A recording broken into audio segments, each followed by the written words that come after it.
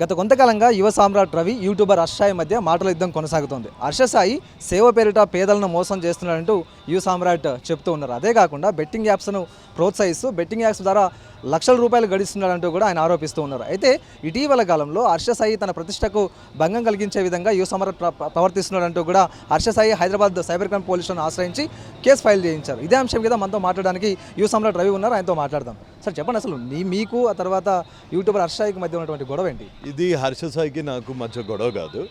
ఇది betting mafia మొత్తం involve అయ్యి, అండ్ మీరు అన్నట్టు లక్షలు కూడా కాదు, కొన్ని వందల కోట్ల స్కామ్, ఇది కొన్ని వేల కోట్ల స్కామ్. ఇంకా చెప్పాలి అంటే నా దగ్గర పూర్తి ఆధారాలతో ఉన్నాయి.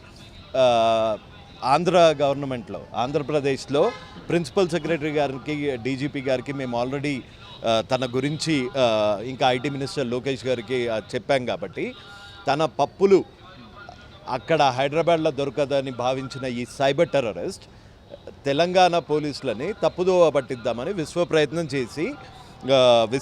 చేసి నా మీద ఒక ఫాల్స్ కంప్లైంట్ ఒకటి రిజిస్టర్ చేయడం జరిగింది. అది కూడా నేను కంప్లైంట్ ఇచ్చిన తర్వాత.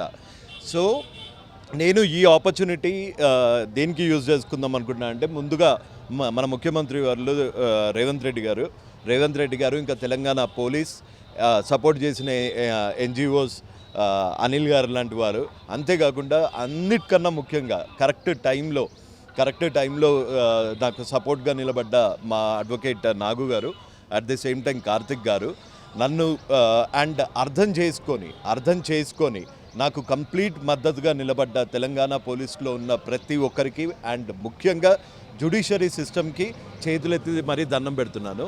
ఈ డీటెయిల్స్ ఇంకా టెక్నికల్ డీటెయిల్స్ మా లాయర్ గారిని అడిగి తెలుసుకోండి ప్లీజ్. ఏమని ఫిర్యాదు చేశారు? మీ మీద హర్ష సాయి కంప్లైంట్ చేశారని చెప్పేసి అంటున్నారు. ఆ కంప్లైంట్లో ఏమని పేర్కొన్నారు?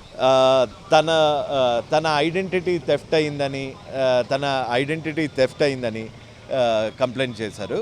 అందుకే కేసు డీటెయిల్స్ మా లాయర్ గారిని అడిగి కనుక్కోండి. 100 కోట్లు అంటున్నారు. 100 కోట్లు అసలు హర్ష సాయి ఎలా మోసం చేశాడు? ఆ తర్వాత 100 కోట్లు తను ఒక్కడే దాచుకోలేడు కదా, ఆ 100 కోట్లను ఎలా ట్రాన్స్ఫర్ చేశాడు, లేకపోతే ఎలా వాటిని? ఇందులో వైసీపీ నాయకులతో పాటు కొంతమంది పెద్దలు ఉన్నారు. సో దీని ప్రస్తుతానికి ఎక్కడి వరకు చెప్పగలుగుతాను అంటే, దీని లీగాలిటీ, తన ఐడెంటిటీ థెఫ్ట్ అయింది మటుకు మాత్రమే హర్ష సాయి కంప్లైంట్ ఇచ్చాడు. సో దాని మీద నాకున్న ఎవిడెన్సెస్ అన్నీ కూడా నేను సైబర్ క్రైమ్కి ఇవ్వడం జరిగింది. అండ్ వారు చూశారు, ఎవిడెన్సెస్ అన్నీ చూశారు, అక్నాలెడ్జ్ చేశారు. And at the same time నాకు సపోర్ట్గా నిలిచారు, కొన్ని మంచి వాక్యాలు చెప్పారు.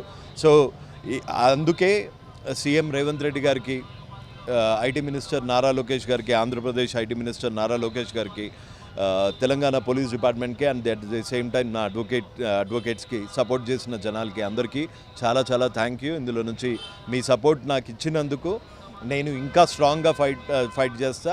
సుప్రీంకోర్టు వెళ్ళినా ఈ బెట్టింగ్ మాఫియాని మటుకు అంతం చేసి తీరుతా. ఇది మీరు చెప్పండి సార్, ఇంతకుముందు హర్ష సాయికి సంబంధించిన వీడియోలు చూసినప్పుడు అతను వైజాగ్ ప్రాంతానికి సంబంధించిన వాళ్ళంటూ కూడా ఆయన తన వీడియోలో స్పష్టం చేశాడు. అయితే ఇప్పుడు హైదరాబాద్లో కంప్లైంట్ చేసినట్టుగా తెలుస్తుంది. ఎట్లా చూడొచ్చు? యాక్చువల్గా తెలంగాణలో జూలై 1వ తారీఖున ఇతను అండ్ అడ్వకేట్స్తో కలిసి రాష్ట్ర డీజీపీకి ఆంధ్రప్రదేశ్లో కంప్లైంట్ ఇవ్వడం జరిగింది, ప్రిన్సిపల్ సెక్రటరీకి కంప్లైంట్ ఇవ్వడం జరిగింది. సో అతను ఆంధ్రప్రదేశ్లో ఉన్న పోలీస్ స్టేషన్కి వెళ్ళి నా ఐడెంటిటీ థెఫ్ట్ అయ్యింది అని చెప్పాలి అంటే, first himself is a criminal. అతను తప్పు చేశాడు, నువ్వు ఇందులో ముద్దావి కాబట్టి నేను అతన్ని విచారించాలి. సో అతను ఏం చేశాడంటే, ఇక్కడ తెలంగాణ వచ్చి తెలంగాణలో ఒక ఐడెంటిటీ క్రియేట్ చేసుకొని, నేను తెలంగాణ వాసిని, తెలంగాణలో నివాసం ఉంటున్నాను, ఈ రవి అనే వ్యక్తి నా ఐడెంటిటీ థెఫ్ట్ చేసి తన ఫోన్లో తన వీడియోస్లో పెడుతున్నాడు అని క్లెయిమ్ చేసుకుంటూ వచ్చాడు. అతని మెయిన్ ఎజెండా ఏంటంటే, ఇతను ఒక వాయిస్ అయ్యాడు, బెట్టింగ్ మాఫియాకి అడ్డంగా ఉన్నాడు, వాళ్ళ అక్రమాలని ఆపుతూ ఉన్నాడు.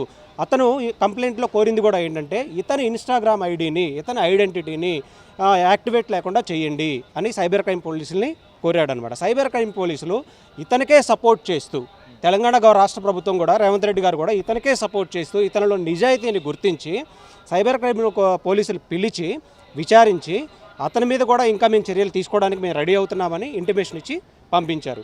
అయితే ఇది బెట్టింగ్ మాఫియా చేసిన దాడి. ఈ దాడిని డెఫినెట్గా రాష్ట్ర ప్రభుత్వాలకు మేము రిప్రజెంటేషన్స్ ఇచ్చాము, అట్లాగే రిట్ పిటిషన్స్ ఫైల్ చేస్తాము, ఈవెన్ సుప్రీంకోర్టుకు కూడా తీసుకొని వెళ్తాము.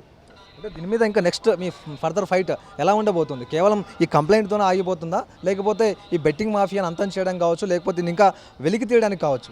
యాక్చువల్గా ఈ రిప్రజెంటేషన్స్ ఇచ్చిందే పిల్ ఫైల్ చేయడం కోసం అండి. Our fight is not against only Harsha Sai. ఈ బెట్టింగ్ మాఫియాని అంతం చేయడమే మా ఉద్దేశం. అందుకే ఆంధ్రప్రదేశ్ హైకోర్టులో అండ్ తెలంగాణ హైకోర్ట్స్లో పిల్ ప్రిపేర్ చేశాము, పిల్ ఫైల్ చేయబోతున్నాము. మా ఫర్దర్ స్టెప్స్ అలా ఉంటాయి అండ్ వీ డెఫినెట్లీ సపోర్ట్ సామ్రాట్. అంటే గతంలో హర్ష సాయికి సంబంధించినటువంటి వీడియోలు యువ సామ్రాట్ రవి కంటిన్యూస్గా చేస్తున్న సందర్భంలో ఒకానొక పరిస్థితుల్లో హర్ష సాయి స్పందించాడు. నేను లీగల్గా ఉండే బెట్టింగ్ యాప్స్ని నేను ప్రోత్సహిస్తున్నాను, వాటిని నేను ప్రమోట్ చేస్తున్నానని చెప్పేసి నేను సమర్థించుకున్నాడు కూడా. మీరు ఒక మంచి ప్రశ్న ఒక బెస్ట్ క్వశ్చన్ అడిగారండి. ఇప్పటి వరకు లీగల్ అనే దానికి ఎవరు క్లారిటీ ఇవ్వాల. లీగల్ అంటే ఏంటి? భారత ప్రభుత్వం కింద మినిస్ట్రీ ఆఫ్ కార్పొరేట్ అఫైర్స్ కింద రిజిస్టర్డ్ అయిన కంపెనీ మాత్రమే లీగల్.